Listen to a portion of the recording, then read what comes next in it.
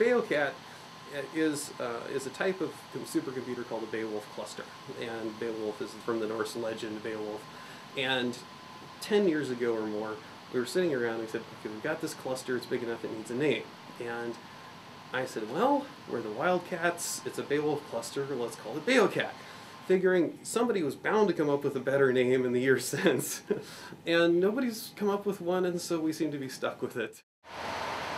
One of the really unique things about this is the fact that we've grown a really decent cluster. It's the largest cluster in Kansas. Our cluster is about twice as big as anything over at KU, and we've built it up from approximately 4 machines and about 16 cores. And so a core, if you look at a laptop, typically you've got one main chip, and in there they'll have 2 cores, which are like little sub-chips in the same package. And so a laptop, for instance, has about 2 cores usually. Desktop probably has around 4.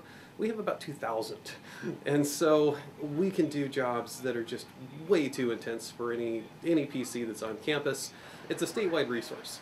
We have around 600 users currently, and so we have a lot of stuff going on. We have people from statistics that are doing statistical modeling in a package called R, and they're looking at the dynamics of disease spreading and how disease moves among cattle herds. The Arthropod Genomics Center on campus uses us to sequence the genomes. That's happening there is that you have a huge strand of DNA that's linear, but you can only sequence accurately about 100 base pairs at a time. Imagine that the sequence of the genome is the content of a textbook, right? Rather than getting back the content of the textbook in order and pages bound, what you do is basically put a stack of them through a shredder and then have to assemble those back. We use bioinformatics tools to address that.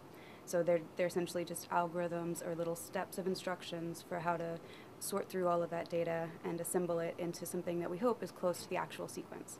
We've really built this up through the efforts of professors getting together and saying, hey, this is the right way to go.